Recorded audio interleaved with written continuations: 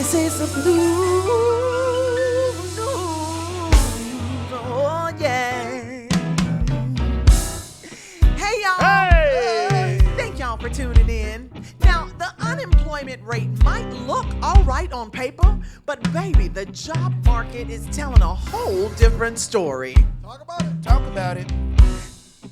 Y'all check this out. Now, 1 out of 4 been searching over a year, sending resume after resume with no career. 45% been searching 3 months or more, still hearing, "We'll call you," walking out the door. Yeah. They never call. Never They call. never call. Family, 64% applying outside they lane, just hoping somebody remember their name. Talk about it, about sis. 32% said, "I'll take less pay because these bills still coming each and every day." Every day. Every day. FTC, can I ask y'all something? Ask us that. Come on. Have y'all ever applied for a job and they ghosted you like an ex? Oh, yeah, all the Yes. time. Every time? Yep. Oh my God, there's a lot of lies. Now, family, 97,000 layoffs happened in May, while folks still praying somebody say start Monday. Start Monday. Tech companies cutting jobs left and right, while AI is saying I'll work all night. Yeah, they will. Not the robots. The robots. Now, family, there may be millions of jobs posted online today, but getting an actual offer is a whole different play. Talk about it. 1 interview, 2 interviews, 3 interviews, and then silence for weeks. Something. Oh my God. Go ahead, Chris. Can you play that? Please check your email tonight. Chris, Luke, one of y'all. Do that thing. Oh my God. Y'all check this out. Family, they hiring today, but nobody's getting through. Every application feels like deja vu. Deja vu. If you got a good job, hold on real tight because this market been putting up one heck of a fight. Hold on.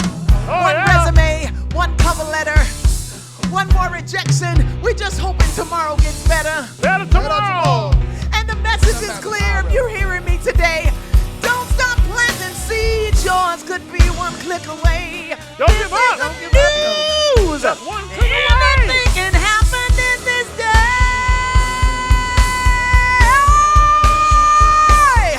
Well, we'll do it again, same time, same place, and we'll do it the Sisaundra Show. Well, I don't know about you, but this has been the Blue News. Oh yeah. Oh yeah. Oh yeah. Oh yeah. All right, everybody, come on in and bring your energy because it's time for the Sisaundra Show. Oh, yeah.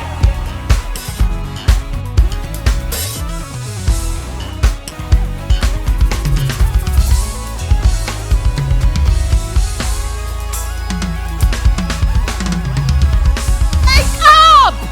Hello and welcome to the Sisaundra Show. If this is your first time with us, welcome. And if you've been rocking with us for a while, welcome back home. And would Welcome y'all back. please make some noise for one of the baddest bands in the whole land for the culture. Please, for the culture. Fellas, we Step are back to the this, see? band in black today. Oh, we see. B&B. Yes, the Airbnb. Stop it. Okay, so listen, family. Life has a funny way of testing all of us. Don't you think so? I mean, one season you're celebrating a promotion, the next you're updating your resume. So they can ghost you. Yes, Yeah. that part. So one door closes, another door takes a little longer to open. So if you're watching today and you're in a season where you're waiting on a job, waiting on an opportunity, waiting on your next yes, don't lose heart. Sometimes the delay isn't your identity, it's just your season. Delayed is not denied. Tonight, we're talking about the questions that keep people up at night, the situations that don't have easy answers, and the moments that remind us we're not alone. So get all comfy. Yeah. Grab that bubbly beverage. Grab that thing. And let's get this show started. Come on, y'all. Let's get it started. All right, family, y'all know what time it is. It's not offering time. It is time for No Filter. So, you know, this is one of my favorite parts of the show because the conversation doesn't come from us. It comes from you. Our viewers sent in questions from all different walks of life: family drama, parenting, marriage, forgiveness, money, faith, betrayal, grief, and those impossible situations where there doesn't seem to be a right answer. Some of these stories are heartbreaking, some are controversial. And I have a feeling a few of them are going to divide this audience. So let's see what advice our guest has. This is No Filter. Come on out, Mr. Willie Montague!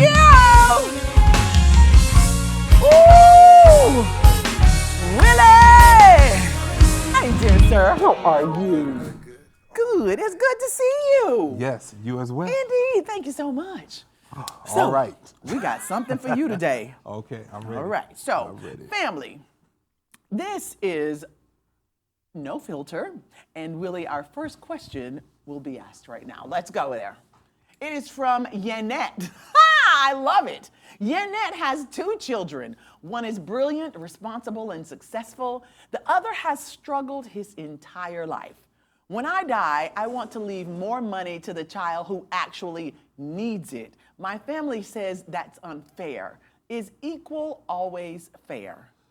Ooh, with things like this, I would say it was unfair. And the reason it would be is once you're dead and you're gone, you're now leaving this you want to leave it like a legacy. You basically want your sons to be able to go out, or your 2 children, don't say sons, but you want your 2 children to be able to go out and still be able to build a relationship with each other and remember who you are. Yes. You wouldn't want to cause a divide over money, because money is literally what divides most families. True. Especially after someone dies, because it's like this sport, whatever. At the end of the day, if one don't know what to do, they struggling, let them be able to learn how to get through. You leave them $10,000, you leave the other $10,000. If that $10,000 is gone in a week, you did your part, you left it. Exactly. It's up to them to take the responsibility. Exactly, because we all know that money is the root of what? All evil. Exactly. So if you start that issue and die, then you're leaving those 2 kids. They may end up like who? Abel and Cain? Yeah, we're not trying to do that. Die. Somebody, if not literally, they're going to die in their spirit because it's going to be hurtful. All right, let's move on to the next question. That was a great answer, Willie. Valerie says, my husband and I adopted our son as a newborn. He's 15 now and recently found his biological mother on social media. He wants to meet her. I don't. Am I protecting him or protecting myself?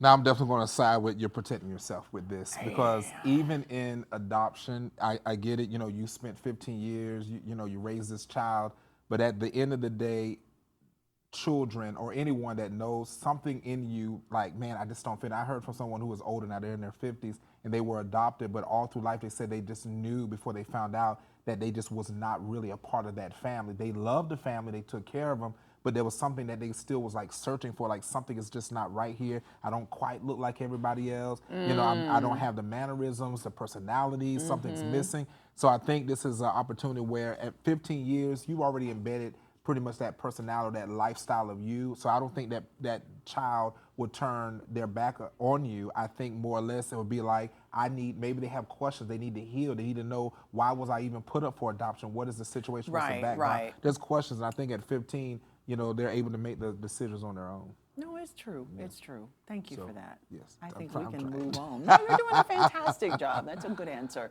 I mean, it's a tough thing, though, as a parent, when you work so hard to love and grow a child that someone say they didn't want, and then all of a sudden it feels like you've got to share them with that person. But I think if you really love the child, then you're willing to do that, because if you don't, then it's going to cause that divide again. And then too, this doesn't say that the mother even wants to see him.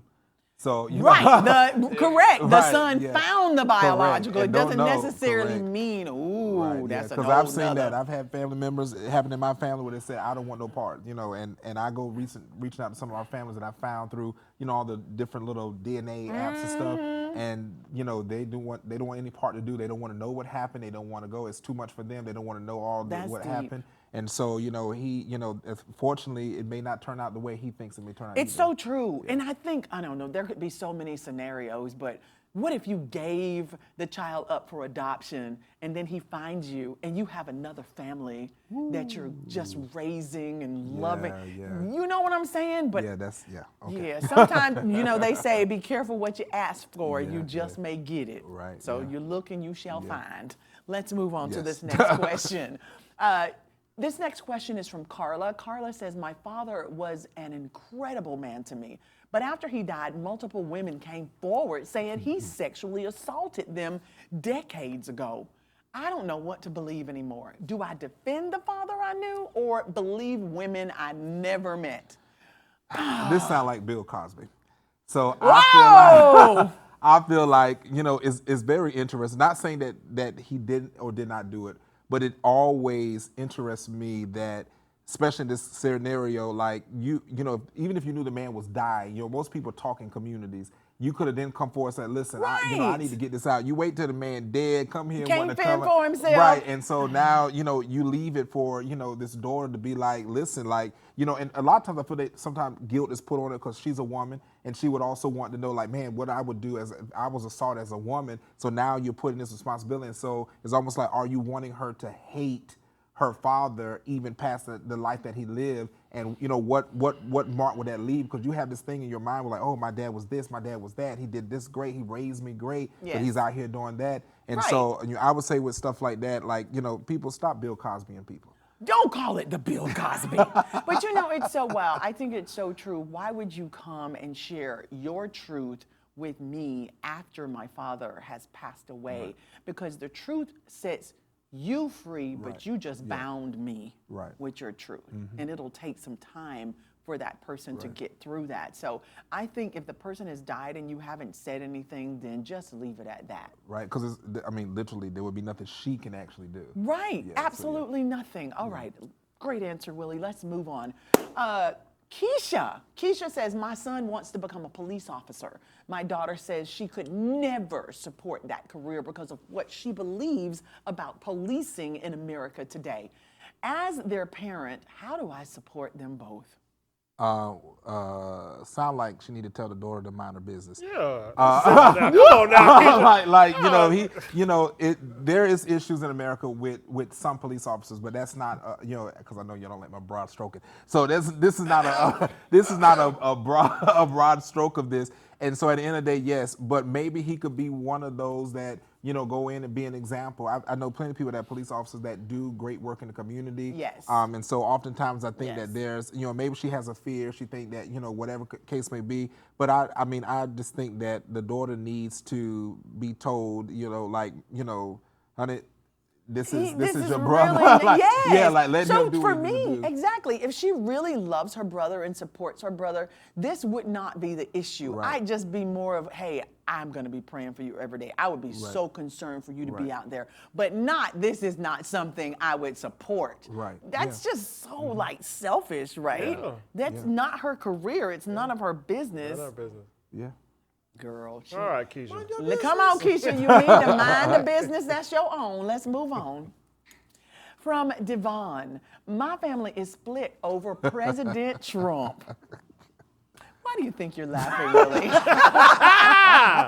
Half believe he's saving America. The other half believe he's destroying democracy. We don't celebrate holidays together anymore. Has politics become stronger than family, Willie? Well, I don't know what the holidays have to do with Trump.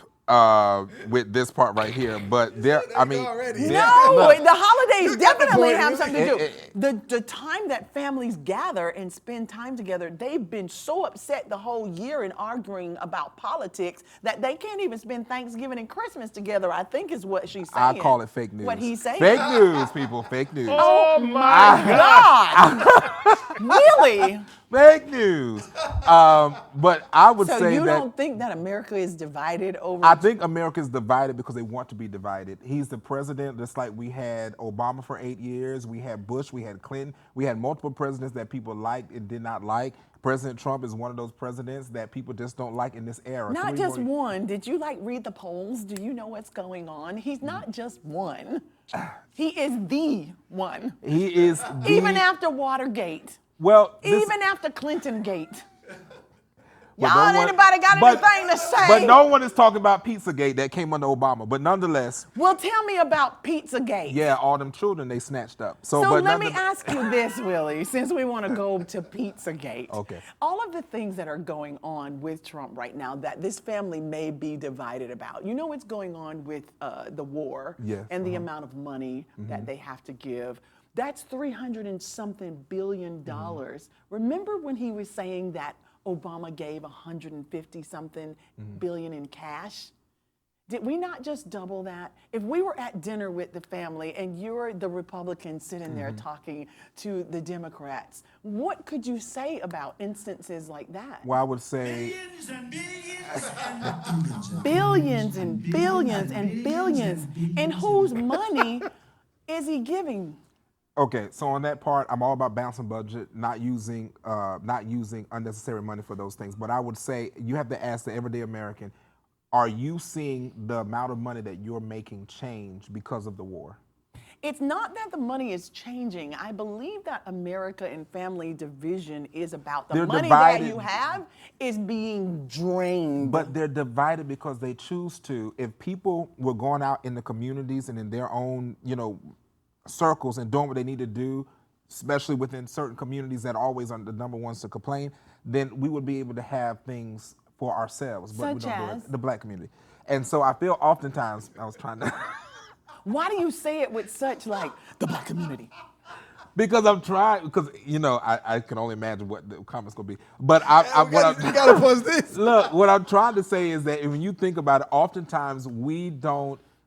There was a Black Wall Street. We thrived. People don't want to go back there. They claim we cannot do it in this era. That era was worse than the era that we're in now. And we was able to thrive until the white Democrat was the one that water hosed the black people up off their properties and their businesses. But here we're blaming President Trump, who happens to be... Okay, so they're blaming, or people blame President Trump. Are you defending what he's doing?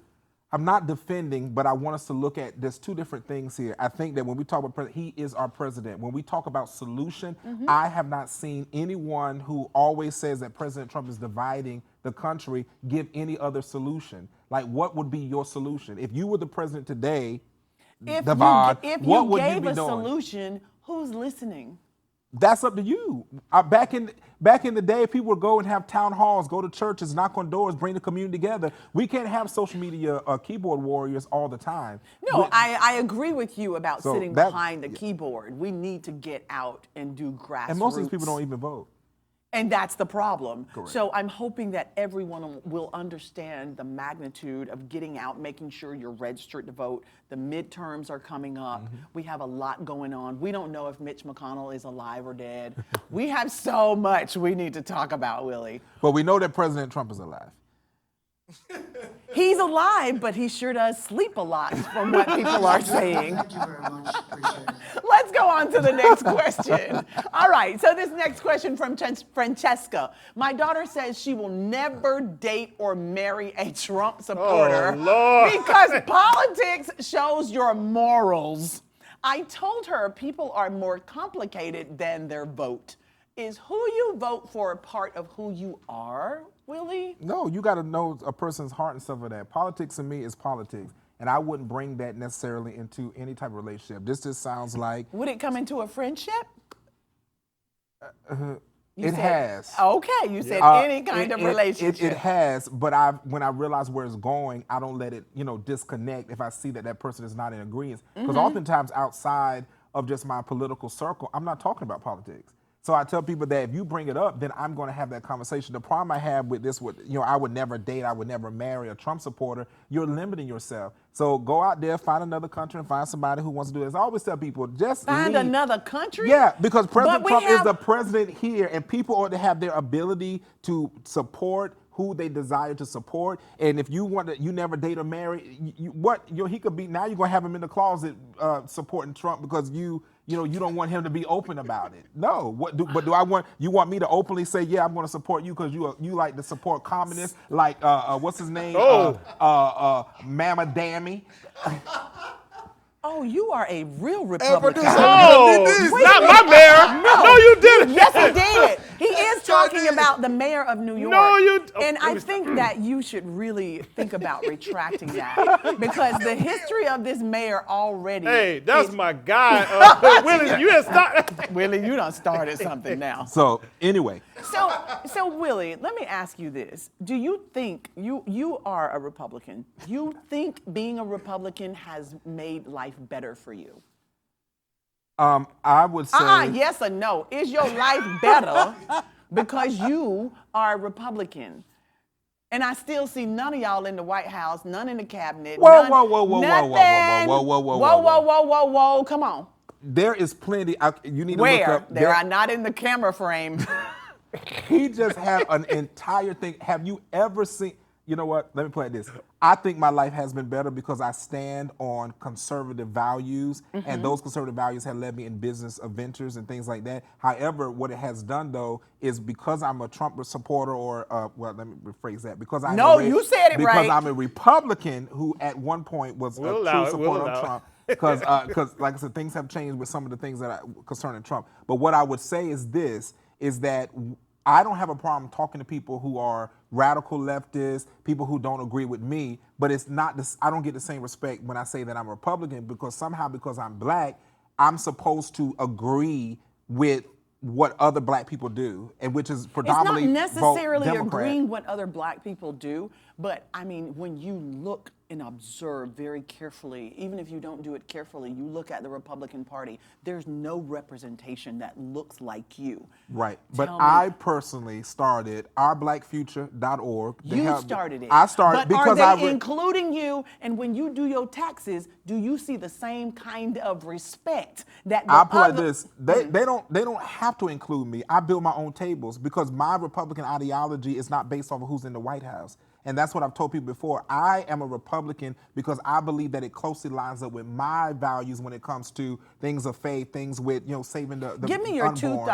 top three values that you respect being a Republican. Protecting the life of the unborn. That's very So abortion. well, not abortion. The opposite of that would be. I know what I'm saying. Yeah. You know what I'm saying. Yeah. The Second Amendment, which is important because oftentimes Democrats want us to be gunless. And then for us, what would be? Do Democrats want you to be gunless or just gun laws that are? Gun laws are racist. Gun laws are racist? Yep.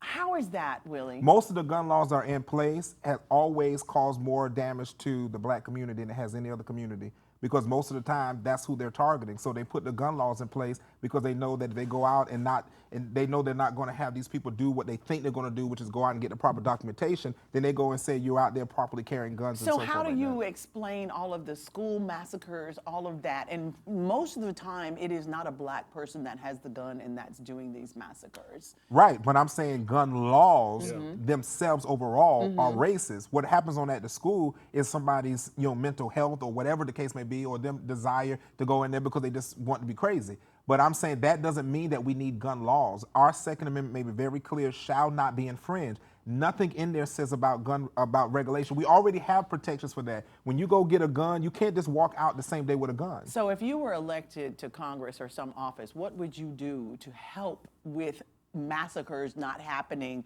but not reforming the gun laws? The reformation is always education. Anytime that you have seen anything from Minister Farrakhan to Malcolm X, it was always about educating a group of people so they can be able to carry that and understand what they're doing. That's the same thing with guns.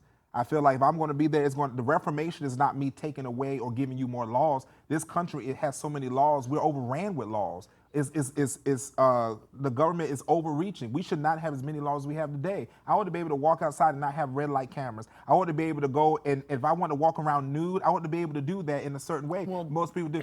well, So I mean, I will say this to you. You are truly a Republican. You want the government to be out of the decisions. Absolutely. Okay, I feel you. yeah, Willie, I'm sick of them. thank you so much. You're welcome. It's always a pleasure. Listen, thank y'all for joining us. We got to go later for the culture.